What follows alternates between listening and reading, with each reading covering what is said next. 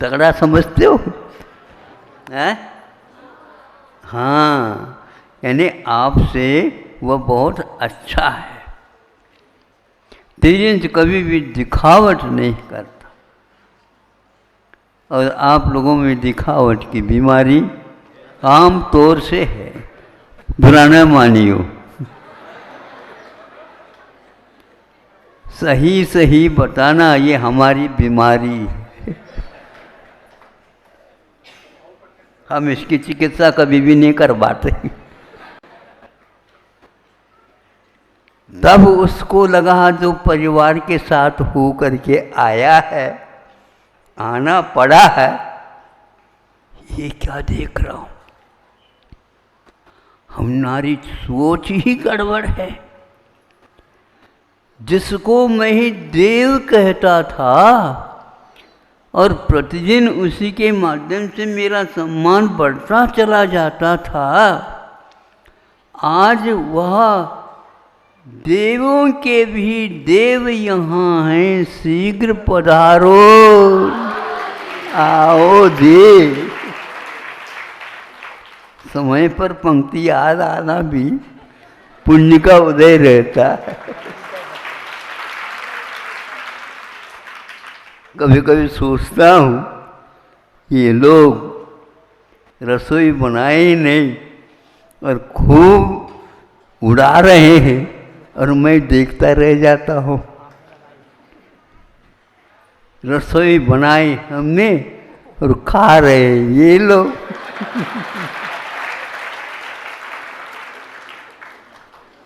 कोई बात नहीं, ये उन सब लोगों को स्वाद यदि आ जाता है, इसी का नाम तो स्वादवाद है।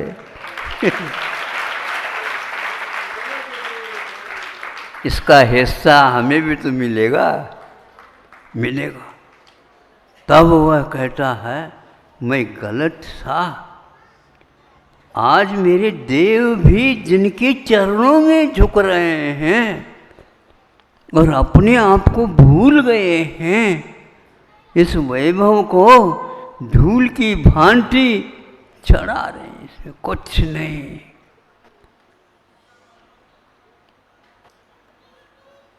आप गिन करके चढ़ाते हैं, नहीं समझे? जैसे किसान रोपा गिन करके लगाता है, बीज बोता है ताकि वह फसल अच्छी आ जाए। किंतु सौधर्मेंद्र ये सब धूल है, धूल। यह भूल थी हमारी, धूल को हम स्वयं ही चढ़ाते थे अपने ऊपर। नहीं, ये जो हमारे प्रभु 4 अंगुल आसन से ऊपर, और वह सिंहासन कहीं भी नहीं मिल सकता ऐसा सिंहासन, उसके ऊपर बैठ कर के भी 4 अंगुल अधर में हैं। ये इस धूल को छूते नहीं। और आप लोग इस धूल को रख करके और डिब्बे में बंद करके लोगों को लोग देखने ले कहाँ रखा है। अरे सरकार की जो पुलिस होती है वह मशीन लगाती है तो मालूम पड़ जाता है कि यहाँ पर धूल है।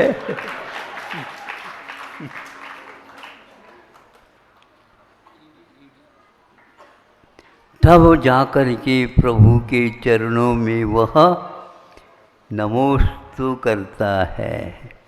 जो सौधर्मेंद्र के साथ आना पड़ा था, बहुत अच्छा हुआ। यदि नहीं आता तो मेरा यह जीवन बेकार ही चला जाता है। अब आप ही लोग देख लो, जिनेंद्र भगवान की महिमा का दर्शन क्या होता है। अभी यहाँ पर केवल एक लिपि के रूप में है, एक चित्र के रूप में है। इसी को देख करके हम संतुष्ट हो जाते हैं। साक्षात यदि मिलेगा जिन महिम दर्शन, तो उसकी तो महिमा हम कह नहीं सकते। सोदर इंद्र भी लट्टू हो गया है। दक्ष शक्र सहस्राक्षो बभूव बहु विस्मय। वह बाल रूप को देखा। आज समूह शरण में कैसा रूप को देखा, भीतरी और बाहरी क्या अंतर है, सब समझ में आ गया। भीतर वह रत्नत्रय से ज्योति जल रही है। 4 घाटिया कर्मों का नाश हो गया। फल स्वरूप असंख्यात देवी देवता तिर्यंच मनुष्य सभी खचाखच भरे हुए हैं। एक से एक दृश्य समूह चरण में हैं देखने को, किंतु किसी की भी दृष्टि उन ओर नहीं है। केवल सिंहासन के ऊपर बैठे समूह शरणस्थ प्रभु की ओर दृष्टि है। और प्रभु की दृष्टि आप लोगों की ओर नहीं, किंतु नासा दृष्टि है। ऐसा क्यों? नासा दृष्टि क्या है? न आशा इति नासा।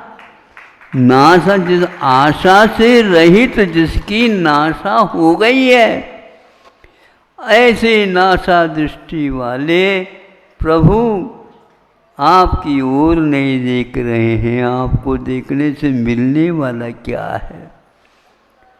यूं पल्ला भिजा करके भगवान झोली भर दो, खचाखच भर जाए। भूल गया मैं भगवान, मुझे क्या मालूम आपकी ऐसी महिमा है। नहीं तो मैं क्या बोलो बड़ी झूली लिया था। भूल हो गई, मुझे क्या मालूम ऐसी महिमा आपकी है। यहाँ पर आकर के सौदरविंद्र भी अपना पल्ला बिछा रहा।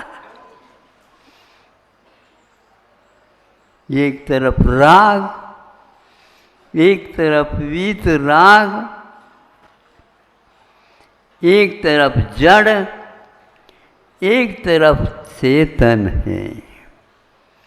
चेतन की महिमा जिसे याद हो जाता है, वो प्रभु के चरणों को छोड़ करके अन्यत्र जाना नहीं चाहता।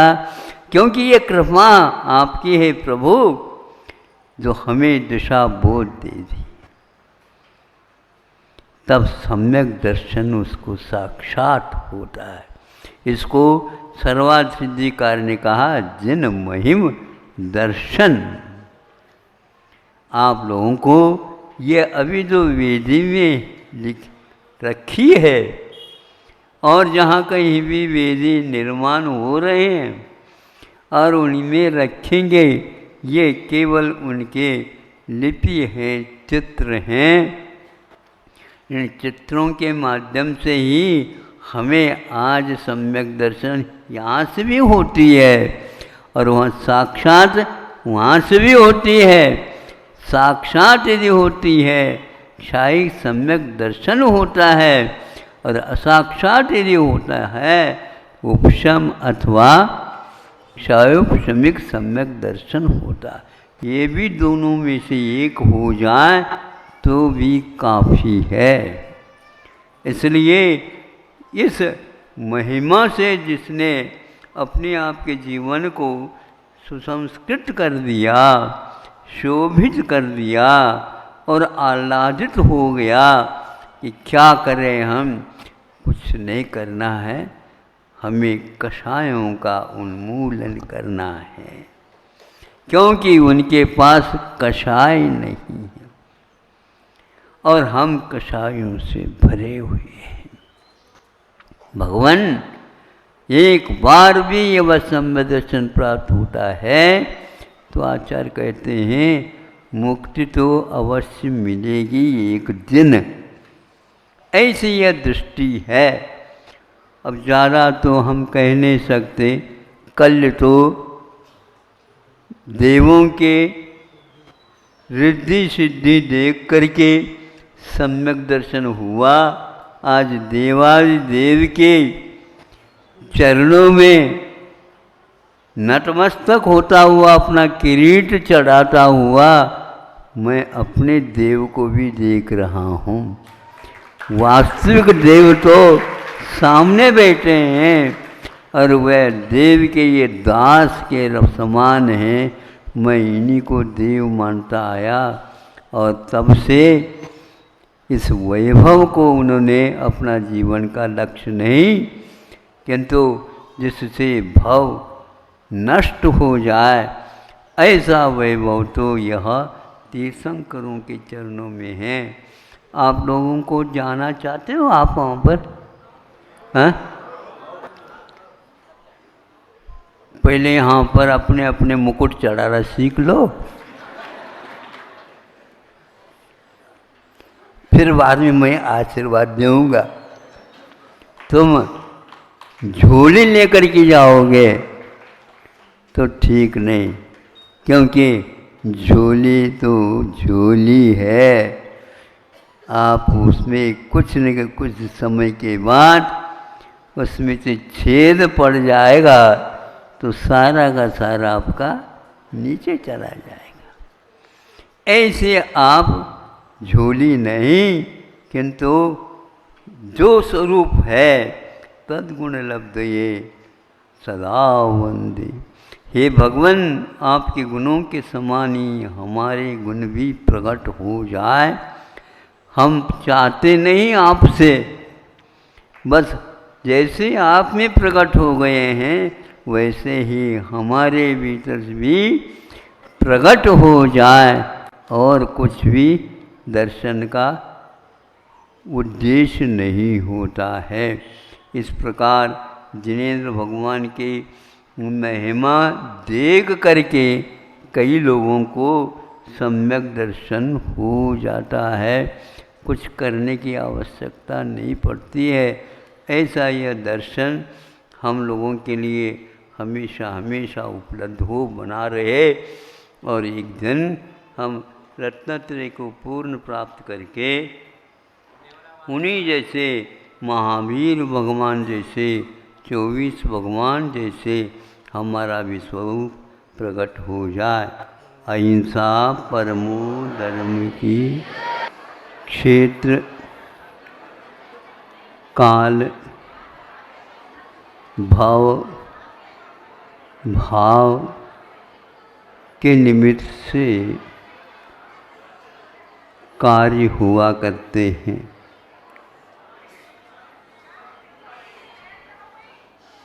काल रविवार हो तो जनता का आना निश्चित है।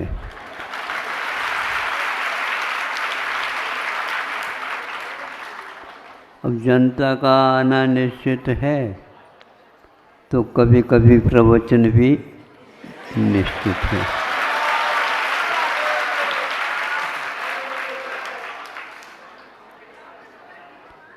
तो एक इसमें से क्षेत्र और काल की बात मैं कह देना चाहता हूँ।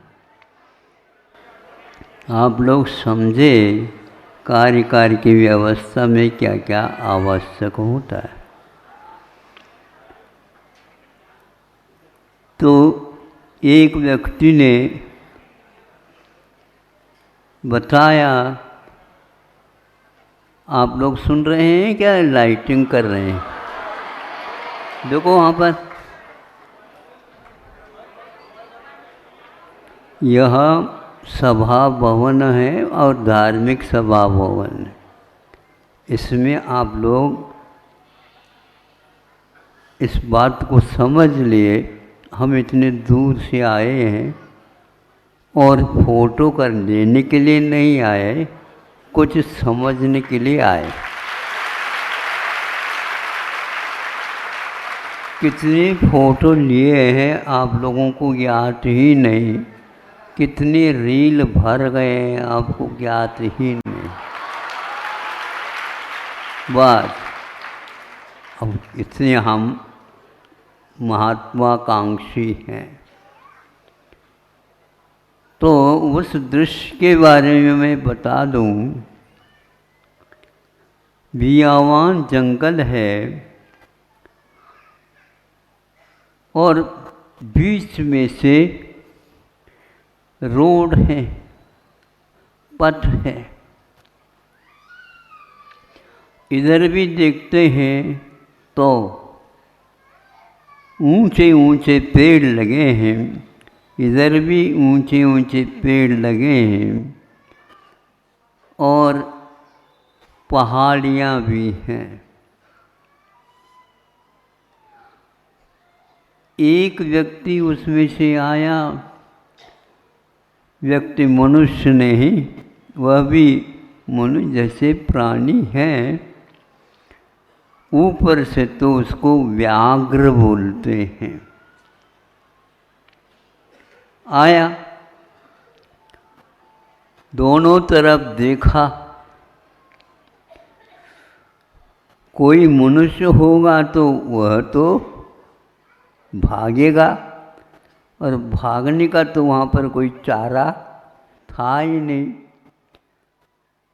एक के बाद दूसरा और आ गया व्याघ्र। इस प्रकार व्याघ्रों की गिनती 10-15 हो गई, और वो वहीं पर रोड होने के कारण देखा जंगल में कहीं इस प्रकार का स्थान मिलता नहीं, और यह बिल्कुल बढ़िया डांबर रोड मुलायम लगने लगा। उसने देख करके देखा ये कौन सा वर्ष चल रहा है, भारत वर्ष चल रहा है। पहले भी पथ होते थे और यहाँ पर अभी भी पथ है, और भी पहले एक पथ मिलना मुश्किल होता था, आज तो डबल पथ मिल जाते हैं, फिर 4 पथ मिल जाते हैं। पहले भी 4 पथ मिलते थे जिसको चौपाथ बोलते थे, लेकिन एक साथ 4 पथ मिलते हैं, 6 भी मिलते हैं। सुनने में आया है? अष्टपद यानी अष्टापथ ऐसे भी मिल रहे हैं। फिर भी आप लोगों को इससे मन भर नहीं रहा है। हमने आज तक सोचा ये लोग मन भरने के लिए कर रहे हैं या मन लगाने के लिए कर रहे हैं। मन भराने का चक्कर तो देख रहे हैं, किंतु मन लगाने के चक्कर में कौन है, हाथ उठाए। कहीं न कहीं मन तो लगा है आप लोगों का, और आप लोगों के इन कार्यों को देख करके वो व्याघ्र एक साथ एक सो जाता है, नहीं समझे, एक लोट पोट हो जाता है, जैसे गाड़ी में आप लोग होते रहते हैं। तो वो दिखता है मुलायम लग रहा है, कुछ भी बोल नहीं रहा। वह विपक्ष होता है तो बोला जाता है, एक पक्ष में बोला नहीं जाता, शांति का अनुभव लिया जाता है। जैसे बिल्कुल गाय के बछड़े बैठे हैं वैसे बैठे हैं वो सब। तो उसी बीच में एक कार आ गया, देखता है ये गैया का बछड़ा नहीं है, ये व्याघ्र है। इधर से एक और आ गया, इधर से और आ गया। कार सोचता है पीछे कैसे जाऊं, और आगे इनको पार करने के लिए अब जगह ही है तो, लेकिन उसमें से कार निकालना खेल नहीं था। ये गनीमत है, सब लोग कार में बैठे हैं। धीरे धीरे कांच भी ऊपर, दरवाज़ा कहीं ऐसा न हो कि कूद जाए, घुस जाए और आपकी तलाशी ले ले। तलाशी का मतलब ये है कि ये क्या क्या ले करके आए, हमारे योग्य इसमें से क्या है। कोई उनको पसंद नहीं आया आप लोगों की चीज़। एक गाड़ी, एक कार को किसी ने सोचा कि हमारे ऊपर सामने सामने आ न जाए, इसलिए थोड़े से घुमा करके पीछे लगा दिए, एक कार के पीछे। कोई किसी तरफ से बोलना ही नहीं हो रहा, आवाज़ नहीं है। जैसे आप लोग अभी बैठे हैं वैसे ही कार में वो लोग बैठे हैं, नीचे आने का साहस नहीं। और ये लोग बैठे क्या सोच रहे हैं क्या पता, ये कौन सा प्राणी है जिसके 4 पैर हैं। इसमें कौन से प्राणी बैठे हैं, क्या यही प्राणी हैं?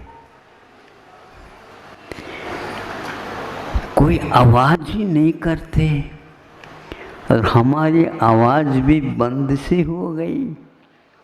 यह चलता रहा 10 मिनट तक।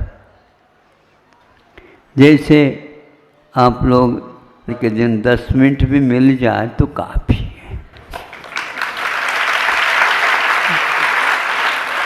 हमने कहा आपको पूजन करना है तो हम यहाँ पर बैठे हैं, बैठे सुन लेंगे, फिर आप पूजन कर लीजिए। नहीं नहीं महाराज, नहीं नहीं, क्या बताओ। हाँ, पूजन आप हमारे नाम लेकर के करते हैं तो हम उस पर अपने गुरु महाराज का नाम जोड़ करके हम सुन लेते हैं।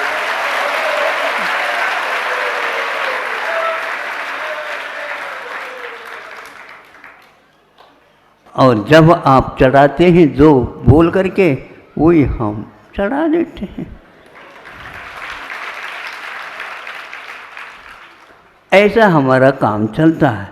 यदि मन हो गया, मन लगाने की बात है तो चले, 10 मिनट मिले हैं तो बोल ले थोड़ा सा, ताकि आप लोगों को तसल्ली हो जाए।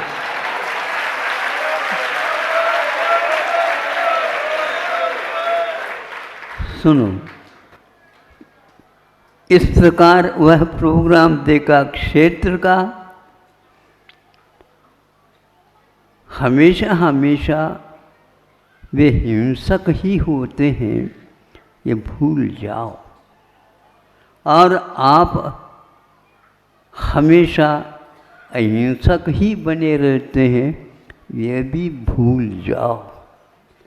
अवसर पर अहिंसक हिंसक होता है और हिंसक भी अहिंसक होता है। भूख लग जाती है तो वह कुछ भी नहीं मिलता है, तो उनको भी हमने देखा घास खाते हुए भी मिलते हैं। और सतखंड आगम आदि ग्रंथों में भी, धौला इत्यादि ग्रंथों में भी, कि वे घास खाते हैं लेकिन कभी कभी वो सूखे घास को, पत्तों को उठा करके जैसे आप लोग बहुत ही प्यार के साथ कोई चीज़ खाते हैं वैसे खाते हैं।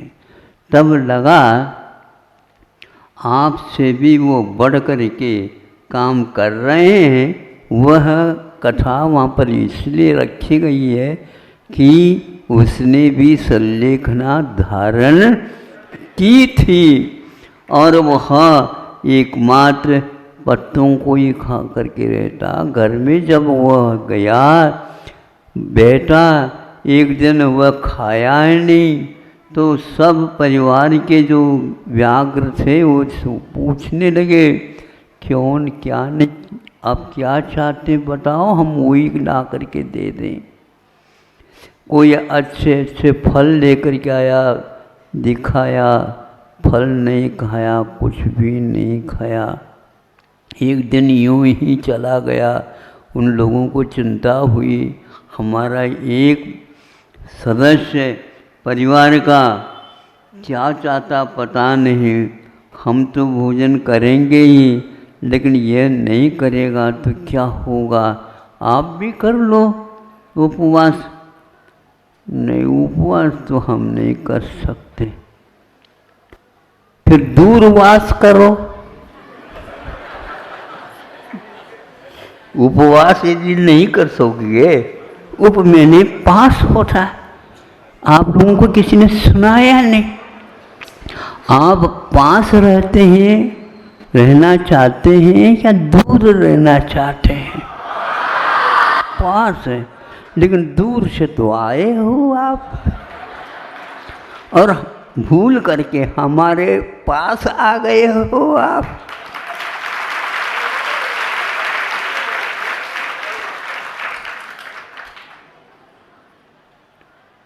बिल्कुल भूल करके आए हैं आप अपने अपने घर को, अपने अपने परिवार को।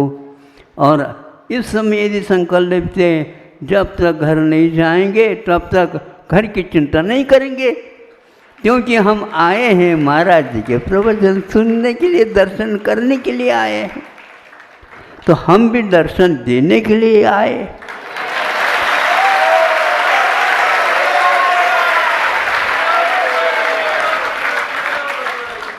हमारा काम एक भी दुकान से हम बड़े बड़े ग्राहकों को भी पटा लेते।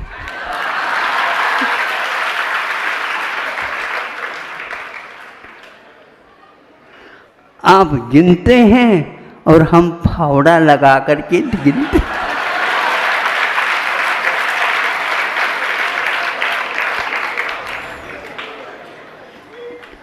आप लोग आ जाते हैं और दर्शन तो हो गया, महाराज जी ने दर्शन दिया बाहर आकर के।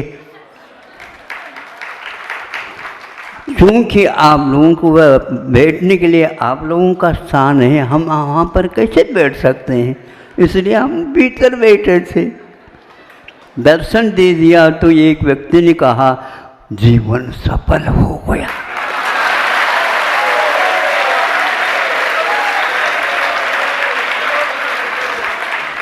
सोचो, विचार करो, पहले के लोग पेड़ वगैरह लगाते थे और कसरत करते थे अपने जीवन में। जब बूढ़े हो जाते हैं उस समय में एक आध फल निकलता था तो वह स्वयं न खा करके आप जैसे राहगीर को यहाँ जाते हैं उनको खिलाने के लिए, यही सफलता है।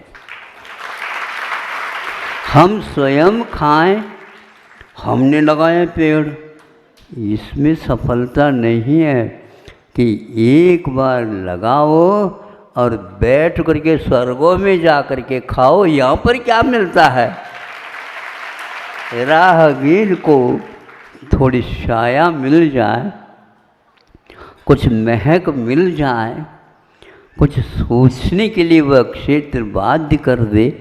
देखो कौन पुण्यात्मा है जो हमारे इस धूप को, घाम को छुड़वा करके छायाते थे और हम तो बिल्कुल ही पस्त हो गए थे। थोड़े से आराम है। देखो किसने यहीं पर एक कूप खोदा है और रट भी लगाया है। कितना अच्छा ठंडा पानी है। और आप जल्दी न पी करके, आपको याद आ गया महाराज ने कहा था यदि जब कभी भी पानी पीते हो तो पानी छान करके पी लो। छान करके स्नान भी कर सकते हो और छान करके पी भी सकते हो। फिर उसी बीच में थोड़े से हवा का झोंका सोचता है, यह यात्री है, इन लोगों के लिए फल मिल जाए। उसने तो कुछ लगाया नहीं था, तो ऊपर से बैठे बैठे उसने टहनी शाखाओं को हिला दिया और वह टपकने लगे। कौन कौन टपकने लगे? फल। कैसे फल थे? पके हुए थे। जो पके हुए फल थोड़ा सा भी झोंका देते हैं, नीचे गिरते हैं, स्वयं फल नहीं खाते हैं। इन तो आप लोगों के लिए, और आप तो केवल दान की बात ही नहीं करते। एक आध फल रख लेते हैं, कोई भी आ जाए तो उनको दे दें। देने के नाम से आप धक्का देना भी नहीं जानते। धक्का समझते हो? क्योंकि उसमें भी तो देना होता है ना। हम लेना तो चाहते हैं। अरे भैया कैसे बनिया लोगों का काम चलता है, देना भी चलता है और पहले उधार देना होता है, फिर बाद में उधार। ऐसा नहीं मिलता उधार दिया हुआ। बंजी करनी पड़ती, बंजी। हम भी आप लोगों के यहाँ जाते हैं तो यह उधार हमने जो दिया था वहाँ पर चंदगिरी में, नहीं समझे, अब उस पीछे कुछ निकालो, बंजी लाने के लिए आया हूँ। तो गुणित क्रम से देना पड़ेगा चक्रवृद्धि। हम ब्याज धंधा नहीं चाहते, लेकिन आप लोगों के सोबत में आने से ऐसा हो जाता।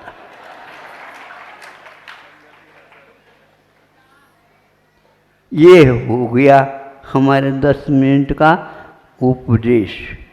वो हाँ वो हो जाए, कोई बात नहीं। ऊपर का तो हम छोड़ देते हैं। हाँ, तो अब इसके उपरांत मैं ये कहना चाहता हूँ, वे सारे कोई आपस में लड़ नहीं रहे थे। व्याघ्र हो करके भी आपस में लड़ते नहीं, किंतु सिंह हो करके भी इसलिए नहीं लड़ते। आपस में लड़ेंगे तो हम यहाँ पर रह नहीं पाएंगे। आप लोग यहाँ पर शांति से रहना चाहते हो, आपस में मत लड़ो। जो लड़ने वाले हैं उनको भी आपस में मिला लो। इसलिए जैन धर्म में हमेशा लड़ने की बात नहीं कहते हैं। यदि कहते हैं तो हम जैसे लड़ो। महाराज आप लड़ते हैं? हाँ, सही जो हमारे अनुपस्थिति में हमारे घर में घुस करके जो बैठा है, उसको हम एक चाटा दे करके ऐसे बाहर कान पकड़ करके निकाल देते हैं। खबरदार दोबारा आ जाए तो।